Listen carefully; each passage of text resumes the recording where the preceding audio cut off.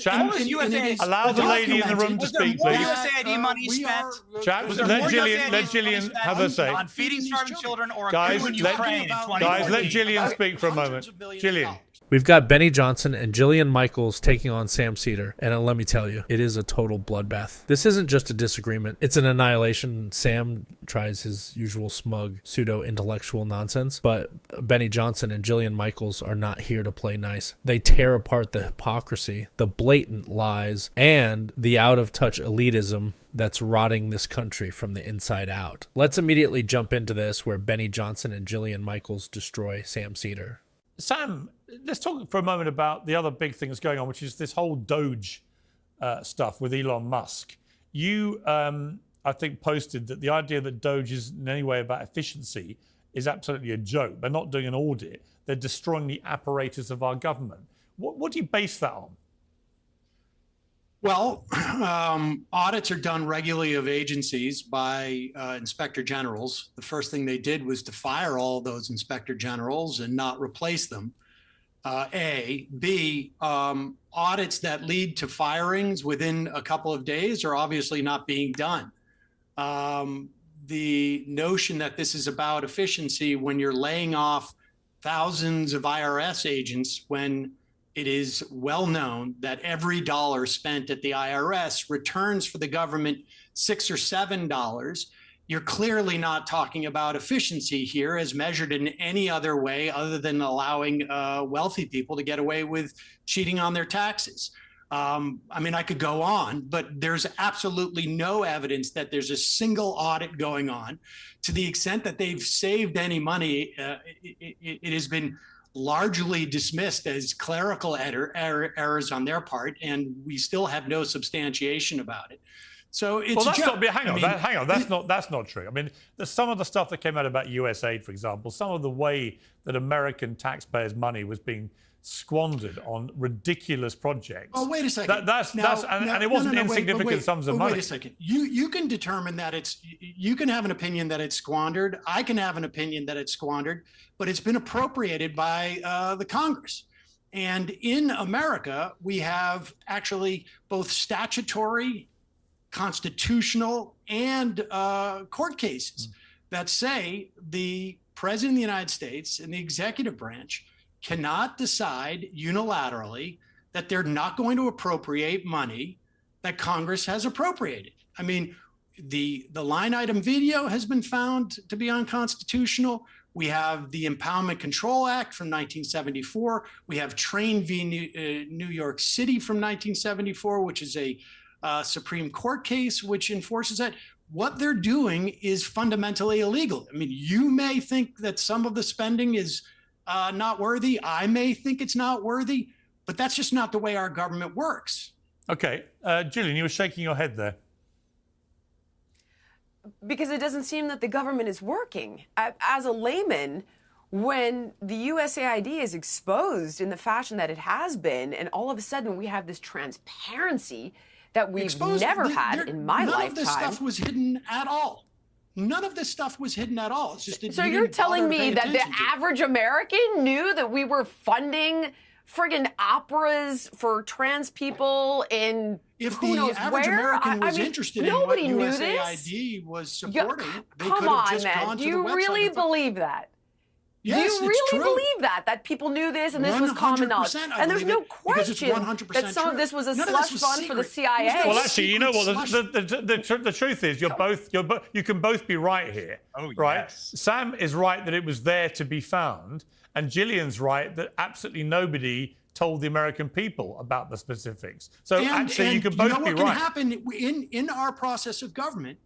No, I understand. I'm not saying you're wrong. I'm not saying it wasn't there. I'm not saying it wasn't there to be found. But Benny, it was only when Elon Musk and his young team of guys with their sabers got into it, they found this stuff, right, and told people. They didn't find it. They just they publicized it. Well, exactly. But that's how the but Sam, that's how the American that's how the American people found out about it. They don't have authority to cut it. Yes. So Congress, Republicans control every house of Congress. They control the presidency. They could pass a bill tomorrow saying, we don't want to fund these things. But what's happening when they cut USAID is you've got literally 400,000 meals for children who are technically wasting away. It's in Africa. Maybe my guests don't care about that. But the fact is that they're sitting in warehouses in Rhode Island and in Georgia right now, food that is pre-digested practically because these kids are starving, and it's sitting in warehouses. It's going bad, and they have no way to ship it. Okay. Because USAID has been shut down. All right, Benny. I'm sorry. Benny? That's not constitutional or legal. Okay, Benny.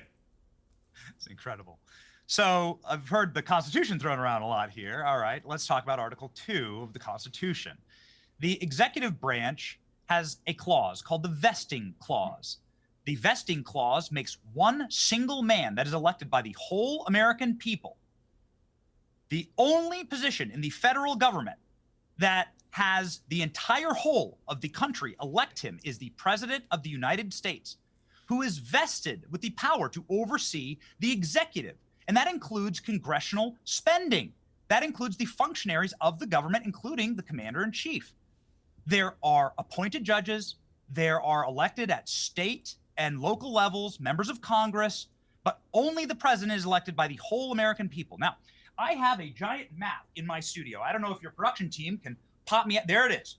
This is what America decided in 2024 in a landslide, and with the popular vote, the whole of the American people decided to vest a single man, Donald Trump, to hunt down waste, fraud, and abuse. Because while maybe there are some type of programs that you might view as just, what I view as just is feeding the American people. Benny Johnson absolutely nails it here. The entire point of government spending should be America first, but what do we get? More handouts to foreign countries, more waste, and more corruption. Meanwhile, our roads are crumbling, our education system is a joke, and our healthcare is a disaster. But sure, let's pretend that cutting bloated, inefficient programs is some kind of crime. What I view as just is filling the potholes, educating, healthcare, and the capacity to serve Americans. To cut food and stamps. so what America voted for was America first, and transgender operas in Chile isn't exactly America first. And to say that USAID was simply... You've said a lot of words, but you've said nothing. You haven't addressed the Constitution, the Supreme Court cases, the Impoundment Control Act, none of that. You can say that you don't think it's right to feed starving children in Africa. That's your prerogative. Can we address the feed starving children? Donald Trump, I can't believe you're going with the starving children.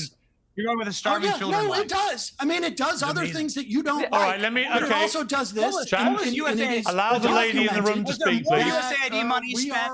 Let Jillian have her say. On feeding starving children or guys, in Ukraine in 2014. Guys, let Jillian speak for a moment. Jillian. The feeding starving children thing is such a frickin' red herring. So first of all, the vast majority of this USAID bloat and corruption does not go to that. Second of all, we have children starving here in America. But third of all, and what you don't know and what you have not looked into, okay, is that read a book. It's called Save 3 Lives. And it's by the Rodale family. And it has to do with the fact that our big ag companies went into the developed world to addict their soil to our GMO crops. It's a money laundering game. They can grow their crops in their soil far more efficiently and did for thousands of years before ConAgra and Cargill and Monsanto and ADM went in. You just don't know that because you haven't done your homework. So you're like, oh, there's children starving in Africa. But really, it is about billions of dollars going to big ag. That's what that's really about. And I've seen it firsthand when I went to South Sudan and stayed at a refugee camp. So don't play your starving children card. I can't. Jillian Michaels is absolutely destroying Sam Seder's weak talking points. This is classic leftist manipulation, throwing out emotional sob stories to justify runaway spending and fraud. And let's talk about corporate greed. Who's really benefiting from these so-called charitable programs? Not the starving kids, that's for sure. Big ag, NGOs, and the elites get richer while Americans get robbed. Jillian Michaels is dropping truth bombs, and Sam just can't handle it. Listen, it's not my card. It's just simply the reality. And the fascinating It thing is about your this, car, though. Piers, Your game is like that nobody's empathetic we are because talking children are about- starving. we are When talking that's about not what let him that's respond, really Jillian. about. Let him respond. USAID is a percentage point, like literally less than 1% of the U.S. budget. But because there is this Why do you care so attitude amongst frankly, it's not just USAID. I don't like them cutting the IRS. I don't like them cutting the EPA. I don't like them cutting Labor Department. I don't like them cutting the National Labor Relations Board. I don't like them cutting the FDA. If you like the level the of USDA. if you like the level of debt your country's in. I don't think it's as much of a $37 problem trillion as in you debt. do, but here we know the debt shot off like a rocket with the Bush tax cuts and then with the Trump tax cuts, and they want to extend those. And so if we want to deal with the debt, and if that's a genuine concern, we can go back to the time in this country where we had the greatest economic expansion during the 50s and the 60s, when we had a top tax marginal rate of 90% of every dollar that would be earned over $470,000. Today, it would be $3 million. And if these guys are very concerned about the debt and deficit, we have a way of raising that money. We can go back to the greatest economic time of this country. So if that's genuinely their concern, we have that power to do it. I mean, we're not spending as a function of GDP. We're not spending significantly more per capita than we were in those years. The problem is that we don't have the revenue. There's been huge tax cuts for millionaires and billionaires, and presided over by two Republican administrations over the past 20 years. Okay, Benny, on that point, respond. Piers, I love it. I love it. This is my favorite argument I've ever heard on your show. I love it. Go to the American people. Sam, I beg of you, join the DNC, run for DNC chair. I'll do anything, okay? I want your ideas to be the ideas that Democrats bring to the midterms and to the 2028 election. More IRS agents. Raise taxes to 90% of wages. I love it, Sam. No, How do not I 90% get you in of the wages. chair, man? 90% How do I for do it? every dollar. How do I do it? Where can I donate, Sam? Benny Johnson absolutely clowning on Sam Seder here. But this is the exact problem with the left. They act like raising taxes and expanding the IRS is somehow popular. Spoiler alert, it's not. Nobody wants more government control. Nobody wants to give 90% of their paycheck to bureaucrats. And the idea that this would somehow fix the economy is pure delusion. Sam Seder lives in a fantasy land, and Benny Johnson just called him out on it in the most hilarious way possible. Just send the money to me it's the directly. greatest argument ever. You're right, Sam. You Taxing should totally millionaires have the and entire billionaires Democrat Party actually make that does argument. quite well in terms of Poland. And when Americans see what wealth disparity looks like in this country today, when they actually see the wealth disparity, Yeah, we've seen it's wealth quite disparity. popular. It looks like a federal government that's $37 trillion in debt, spending money on total bullshit. You don't know what wealth disparity means. And absolute and total fraud. Hey, Sam, why don't you answer a You quick can question? Google it and find out what it means. Hey, Sam, why don't you answer a quick question for me? Why are the richest counties in all of America the 5 major counties in the DMV right around Washington, D.C.? Can you explain to me, what do those counties do? Are there some mineral deposits there I don't know about? Did they strike oil?